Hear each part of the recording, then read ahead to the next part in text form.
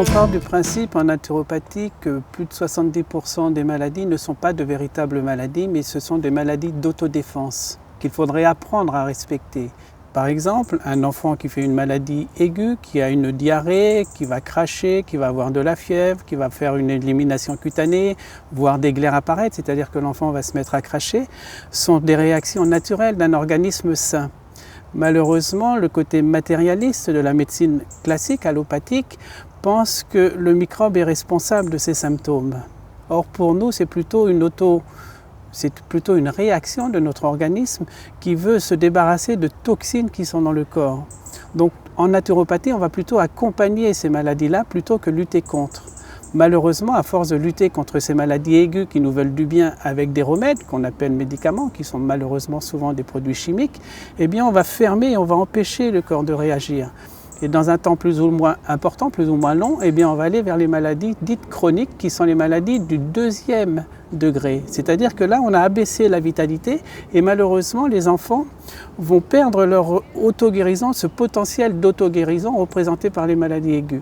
Et les maladies chroniques vont apparaître plus ou moins rapidement. C'est-à-dire que là, on va voir des maladies à répétition où la vitalité commence à être défaillante. Et bien sûr, si on ne comprend pas ces maladies du deuxième degré, et malheureusement on ne les comprend pas, eh bien on va aller vers des maladies du troisième degré qui représentent pour nous les véritables maladies dégénératives contre lesquelles on ne pourra rien, puisque c'est la finalité d'une vie mal comprise, d'une vie mal vécue, et surtout d'une thérapeutique mal faite. Nous partons du principe en naturopathie que l'être humain qui s'alimente mal va donner naissance à des toxines de deux natures. Exemple, si nous mangeons trop de viande, trop de produits azotés, trop de charcuterie, nous allons donner naissance à ce qu'on appelle des cristaux qui vont stagner dans le sang et qui vont amener toutes les maladies qui font mal.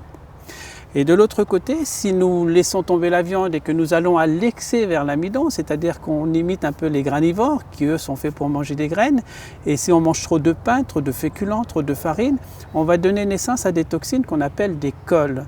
Et ces toxines vont donner naissance aux maladies qui ne font pas mal mais qui coulent.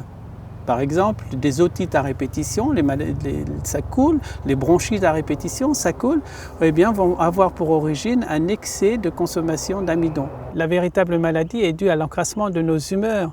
Malheureusement, toutes les médecines dites symptomatiques vont lutter contre le symptôme avec des remèdes.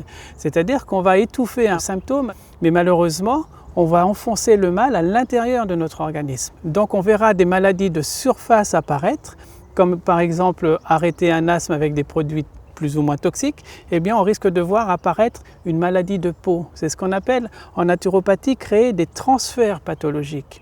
On a l'impression, donc le spécialiste qui a soigné correctement la maladie pulmonaire, l'asthme ou la bronchite, tout ce que vous voulez, a l'impression d'avoir fait correctement son travail, mais malheureusement il a fait un transfert de pathologie et le malade, le patient, qui croit avoir été guéri correctement, eh bien va aller voir un autre spécialiste. Personne ne comprend dans l'aventure que c'est le même mal qui prend un autre visage.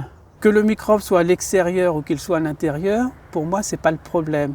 Le problème est, est-ce qu'on peut renforcer nos immunités naturellement afin que le microbe ne perturbe pas nos cellules ? Et c'est comme ça également qu'est née cette naturopathie.